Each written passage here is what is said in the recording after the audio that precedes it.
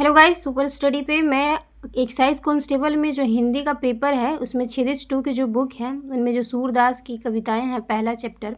तो आज सूरदास का जीवन परिचय और वो पूरा चैप्टर को हम आज समझ लेंगे। तो देखते हैं, पहले चलते हैं कि सूरदास का जन्म कब हुआ। तो 1778 में सूरदास का जन्म माना जाता है। 1478 में उनका जन्म माना जाता है। कोई लड़का 14 साल में जवान होता है तो समझिएगा कि उनका जन्म जो है 1478 में माना जाता है। एक मान्यता के अनुसार उनका जन्म जो है मथुरा के निकट रेणुकता एवं रेणुका क्षेत्र में हुआ है, जबकि दूसरी मान्यता उनके जीवन से जन्म स्थान से संबंधित दो मान्यताएं हैं। पहला तो बोलता है कि वो मथुरा के निकट रेणुकता और रेणुका क्षेत्र में हुआ, और दूसरी मान्यता के अनुसार जो है उनका जीवन जो जन्म जो स्थान है वो दिल्ली के पास से ही माना जाता है। फिर देखते हैं, महाप्रभु वल्लभाचार्य के शिष्य सूर्यदास अष्टछाप के कवियों में सर्वाधिक प्रसिद्ध थे। ध्यान रखेंगे कि वो जो सूरदास थे वो वल्लभाचार्य के शिष्य थे। तो ऐसे भी क्वेश्चन पूछा जाता है सूरदास के गुरु कौन थे, तो वल्लभाचार्य। या वल्लभाचार्य के शिष्य कौन थे, तो वो सूरदास थे। वो अष्टछाप कवियों में सर्वाधिक प्रसिद्ध थे। वो मथुरा और वृंदावन के बीच गौ घाट पर रहते थे।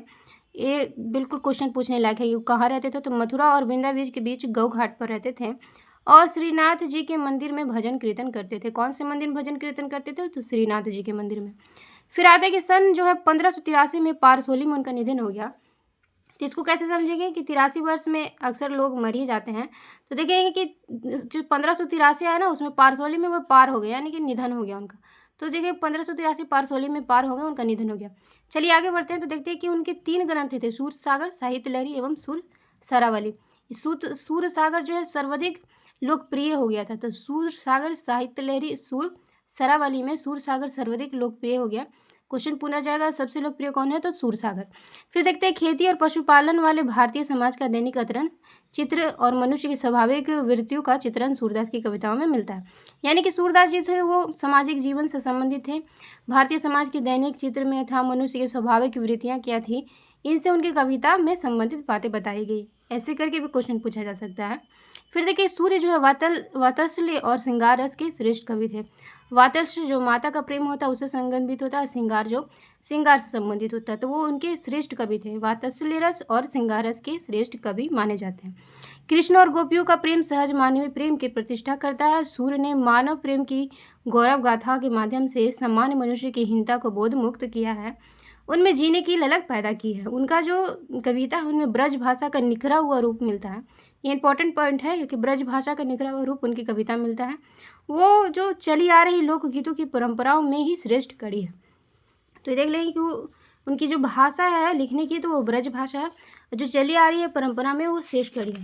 इस पूरी कविता को अब समझने वाले हैं कि इस कविता में बताया क्या गया है। तो देखते हैं कि सूर सागर के भ्रमित गीत से 4 पद है।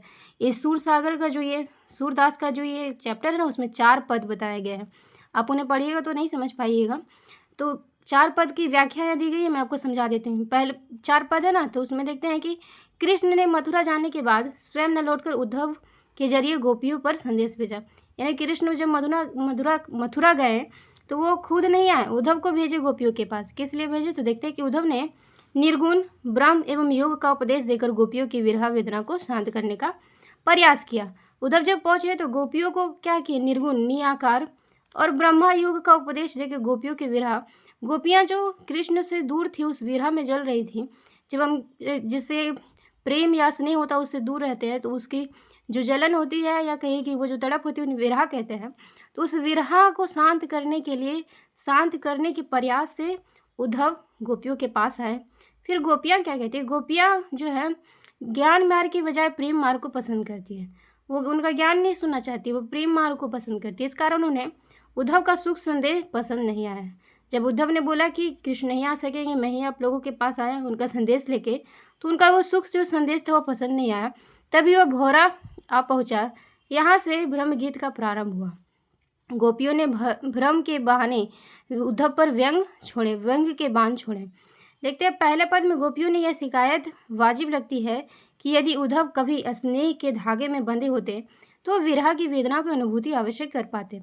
तो पहला पद यही बताता है कि वे गोपियाँ जो हैं उन पे व्यंग करती है कि अगर उद्धव किसी स्नेह के धागे में बंधे होते तो जो हमारी विरह है, जिस विरह में हम जल रहे हैं, उस विरह की अनुभूति अवश्य कर पाते। तो यह है पहला पद। फिर देखते हैं दूसरे पद में आते हैं। तो दूसरे पद में गोपियाँ यह स्वीकार है कि उनके मन की अभिलाषाएं मन में ही रह गई। कृष्ण के प्रति उनके प्रेम की गहराई अभिव्यक्ति रहती थी।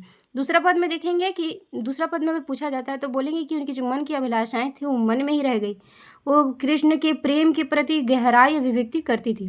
तीसरे पद में आते हैं तो तीसरे पद में देखते हैं कि वे उद्धव की योग साधना की कड़वी ककड़ी जैसा बताकर एक एकनिष्ठ प्रेम दृढ़ विश्वास प्रकट करती है। तो तीसरा पद बताता है कि जो उद्धव उन्हें बताया था कि कृष्ण नहीं आएंगे, मैं ही आपके लिए संदेश लेके आया हूँ, तो उन्हें कड़वी ककड़ी के जैसा बताकर एक निष्ठ प्रेम दृढ़ विश्वास प्रकट करती है। चौथे पद में आते थे तो चौथा पद में उद्धव को ताना मारती है कि कृष्ण ने अब राजनीति पढ़ ली है, कृष्ण ने अब राजनीति पढ़ ली है। ये चौथे पद में कहा गया। उद्धव को ताना मारते हुए कहती है कि कृष्ण ने अब राजनीति पढ़ ली है।